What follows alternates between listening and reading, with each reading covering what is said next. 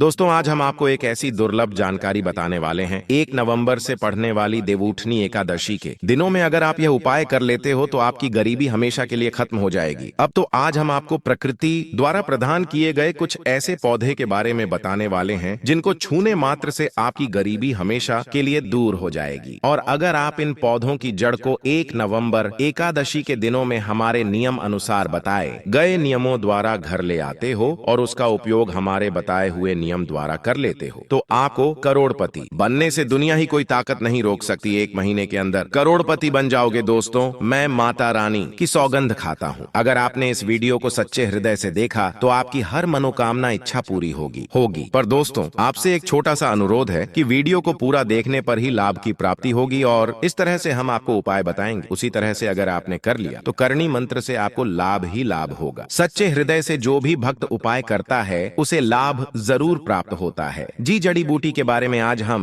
बताने जा रहे हैं। उसे संजीवनी बूटी भी कहा जाता है, इसलिए इस जड़ी बूटी को मामूली समझने की भूल भी मत करना। दोस्तों सभी जानकारी हम आपको बारिश से बताएंगे, इसीलिए अभी इस वीडियो को लाइक कर दीजिए और कमेंट बॉक्स में लिख दीजिए जय मां लक्ष्मी, जय भगवान शिव, जिससे कि सभी देवी देवताओं की कृपा आप पर और आपके पूरे परिवार पर बनी रहे। दोस्तों चलिए जान लेते हैं। दोस्तों, आप हमारी वीडियो में देख सकते हैं यह पौधा दिखने में बहुत ही साधारण है, लेकिन इसके गुण और साधारण हैं। अगर यह आपके घरों के आसपास में है तो इसे साधारण पौधा समझ करके देखने की भूल मत करना। इसका जो आज हम चमत्कारी गुण बताएंगे, आयुर्वेदिक प्रयोग, किस प्रकार से इसका कौन से हिस्से का प्रयोग होता है, अगर यह सारी जानकारी आप देख लेंगे तो बिल्कुल ही कल से आप इस पौधे की पूजा करना शुरू कर देंगे। और आपको बता दूं, बिन पूजा पाठ के ही आपको सारा फल प्राप्त हो जाएगा। खाने का मतलब है इसके जब आप चमत्कारी गुण समझेंगे तो बिल्कुल ही आपको भी गर्व हो जाएगा कि आप भारत भूमि में पैदा हुए हैं और इस प्रकार के पेड़ पौधे आज भी हमारे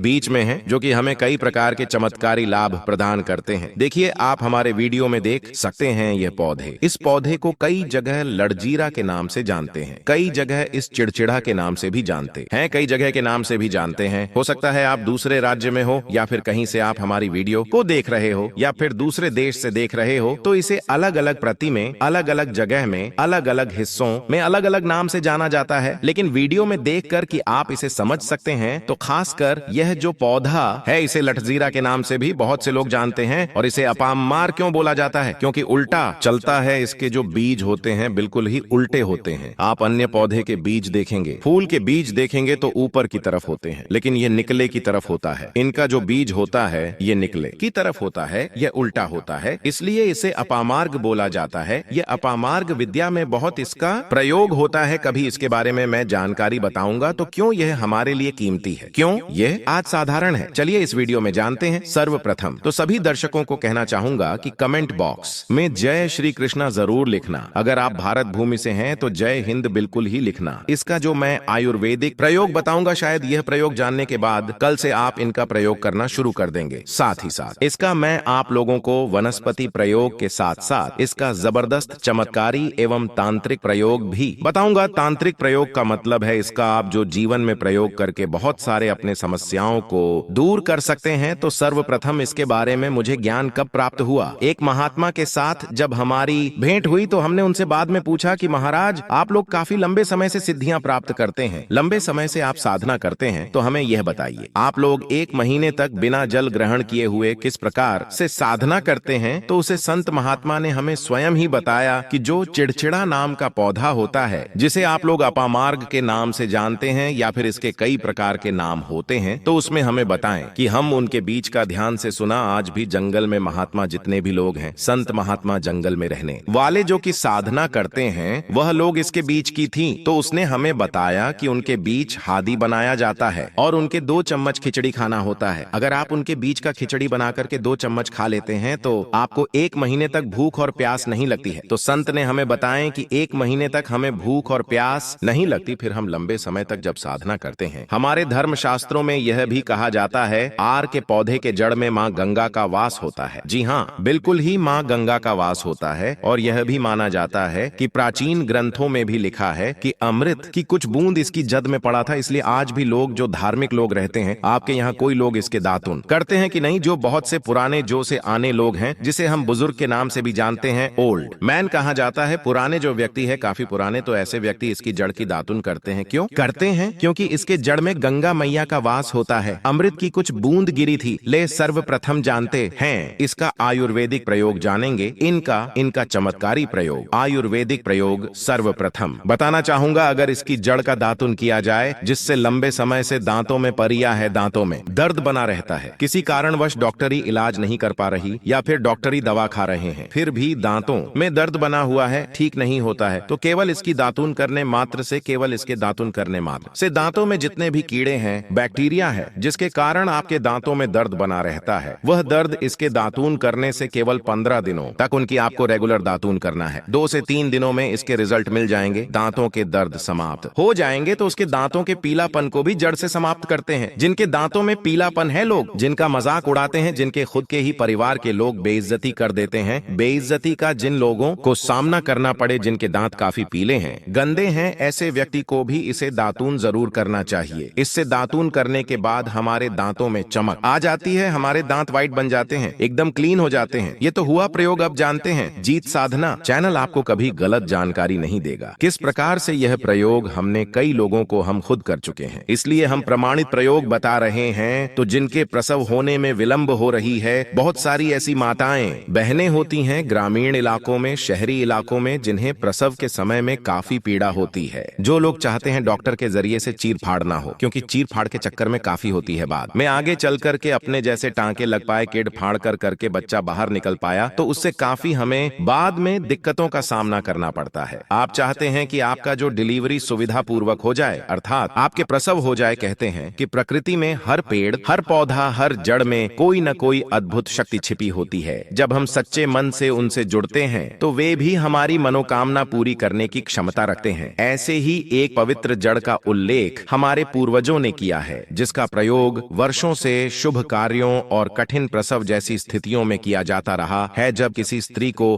गर्भ से बच्चे को जन्म देने में कठिनाई होती है, तब इस जड़ का प्रयोग बड़े श्रद्धा भाव से किया जाता है। सबसे पहले उस जड़ को लाते समय मन में विनम्र भाव रखना आवश्यक है। उस समय 2-4 चावल के दाने लेकर उस जड़ में डाल दिए जाते हैं और हाथ जोड़कर ईश्वर से प्रार्थना की जाती है, हे देव, मैं इस जड़ को उस पवित्र कार्य के लिए ले जा रहा हूँ, जिससे एक नई जिंदगी सुरक्षित जन्म ले सके। कृपा कर मेरे इस प्रयत्न को सफल बनाओ। फिर उस जड़ को लाल रंग के कपड़े में बांधकर उस स्त्री की कमर में बांधा जाता है जो प्रसव पीड़ा में होती है। मान्यता है कि जैसे ही यह जड़ बांधी जाती है, 10 से 15 मिनट के भीतर ही गर्भनाल खुलने लगती है और बच्चे का जन्म सुगमता से हो जाता है। परंतु प्रसव पूरा होने के तुरंत बाद उस जड़ को निकाल देना अत्यंत आवश्यक होता है, वरना यह गर्भनाल को भी बाहर खींच सकती है। यह उपाय केवल कठिन समय में और श्रद्धा के साथ ही करना चाहिए। हमने अनेक बार देखा है कि जिन स्त्रियों को प्रसव में कठिनाई होती थी, उनके लिए यह प्रयोग चमत्कार की तरह साबित हुआ है। पर यह जड़ केवल प्रसव तक ही सीमित नहीं है। आयुर्वेद के अनुसार इसमें और भी कई अद्भुत गुण हैं। जिन लोगों को दांत का दर्द सताता है, उनके लिए इसकी भस्म बहुत उपयोगी मानी गई है। इस जड़ को सुखाकर जलाकर उसकी राख बना लें और जहां दर्द हो वहां हल्के हाथों से लगाएं। यह तुरंत राहत देती है। सिर दर्द, अनिद्रा, तनाव या गर्मी से होने वाला दर्द भी इससे दूर हो सकता है, क्योंकि इसके अंदर ऐसी दिव्य ऊर्जा होती है जो शरीर की नकारात्मकता को मिटाकर शांति का संचार करती है। जो लोग व्यवसाय करते हैं और चाहते हैं कि उनका कारोबार फूले फले, उनके लिए भी यह जड़ वरदान समान मानी गई है। इसे रवि पुष्य नक्षत्र, गुरु पुष्य नक्षत्र या किसी शुभ दिन जैसे दीपावली या होली पर लाकर लाल कपड़े में बांधें और अपने व्यापार स्थल पर रखें। जहां पहले कुछ ही ग्राहक आते थे, वहां धीरे धीरे भीड़ बढ़ने लगती है। ये न केवल ग्राहकों को आकर्षित करती है, बल्कि आय में वृद्धि का भी कारण बनती है। अब इसका एक और प्रयोग सुनिए। अगर कोई व्यक्ति लंबे समय से बेरोजगार है, तो उसे इस जड़ की सहायता लेनी चाहिए। शनिवार या रविवार के दिन सूर्योदय से पहले यह जड़ खोज कर लाएं। सोमवार और मंगलवार को इसकी पूजा करें और बुधवार को इसे धारण करें। कहते हैं ऐसा करने से योग्य नौकरी प्राप्त होती है और जीवन में स्थिरता आती है। यह उपाय मुझे एक नागा बाबा ने बताया था, जिनका कहना था कि यह प्रयोग अचूक है, बस मन में श्रद्धा और विश्वास होना चाहिए। कई बार हम पर नजर दोष या नकारात्मक ऊर्जाओं का प्रभाव पड़ जाता है। ऐसे में इस जड़ को चांदी के ताबीज में डालकर शनिवार के दिन धारण करने से सभी प्रकार की बाधाएं समाप्त हो जाती है। ये जड़ अपने धारक को अदृश्य सुरक्षा कवच प्रदान करती है। इसके अतिरिक्त इसका एक और रहस्यमय प्रयोग है जो प्राचीन ग्रंथों में वर्णित है। अगर कोई व्यक्ति चाहता है कि सामने वाला उसकी बातों से प्रभावित हो, सभा में उसका आदर हो या किसी विशेष व्यक्ति व्यक्ति का दिल जीतना चाहता हो तो इस जड़ को सफेद दूर्वा घास के साथ पीसकर उसका तिलक लगाया जाता है। यह प्रयोग वशीकरण के रूप में जाना जाता है, परंतु इसे केवल सकारात्मक कार्यों के लिए ही उपयोग करना चाहिए, क्योंकि हर शक्ति का उपयोग तभी फलदायी होता है जब उसका उद्देश्य शुद्ध हो। अब जरा इस बात को समझिए कि यह जड़ केवल एक भौतिक वस्तु नहीं बल्कि आस्था, विश्वास और प्रकृति के चमत्कारों का प्रतीक है। जैसे एक बीज धरती की गोद में रहकर विशाल वृक्ष बन जाता है, वैसे ही यह जड़ भी मनुष्य के जीवन में सकारात्मक परिवर्तन ला सकती है, बशर्ते कि उसका उपयोग सच्चे भाव से किया जाए। हमारा धर्म और आयुर्वेद दोनों ही प्रकृति के इन रहस्यों को जानते हैं। यही कारण है कि हमारे आर्ष मुनियों ने पेड़ पौधों को देवता के समान माना है। जब हम उनकी पूजा करते हैं तो वह केवल प्रतीक नहीं बल्कि हमारे जीवन के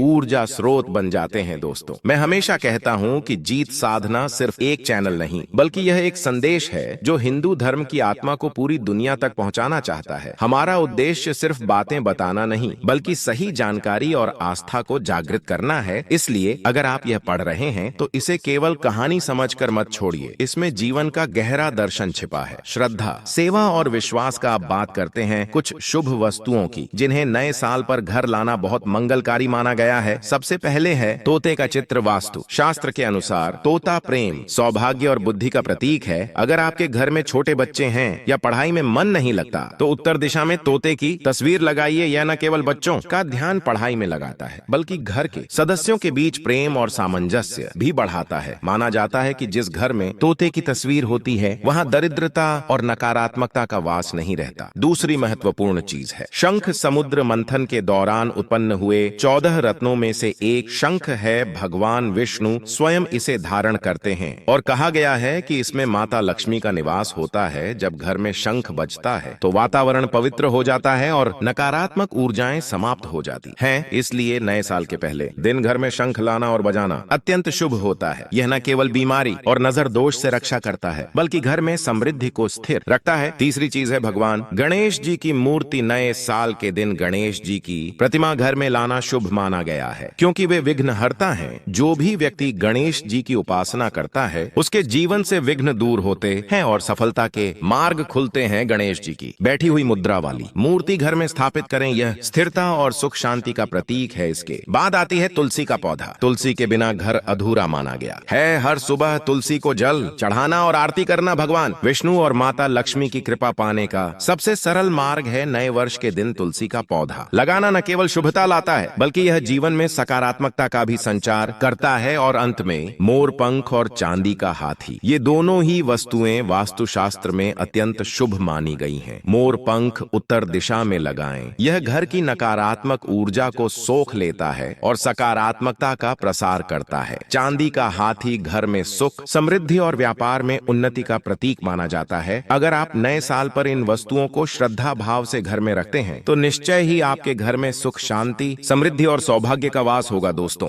जीवन में विश्वास का होना सबसे बड़ी शक्ति है। जब हम प्रकृति, धर्म और अपनी आस्था के बीच तालमेल बिठा लेते हैं तो हर असंभव काम संभव हो जाता है। चाहे वह जड़ का प्रयोग हो, तोते की तस्वीर, शंख का स्वर या गणेश जी की पूजा, हर चीज तब फल देती है जब उसके पीछे सच्चा विश्वास होता है। तो आइए इस नए वर्ष में हम सब प्रण लें कि अपने जीवन में सकारात्मक ऊर्जा को जगह देंगे, अपने घरों में तुलसी लगाएंगे, शंख बजाएंगे, अपने देवताओं का आदर करेंगे और प्रकृति की हर शक्ति को नमस्कार करेंगे। यही जीत साधना का संदेश है। अपने धर्म से जुड़ो, अपनी परंपरा से प्यार करो और सच्चे मन से जो भी करो उसमें ईश्वर की कृपा अवश्य मिलेगी। जय श्री गणेश, जय मां लक्ष्मी। आपका हर दिन मंगलमय हो और जीवन में सदा सुख, शांति और समृद्धि बनी रहे।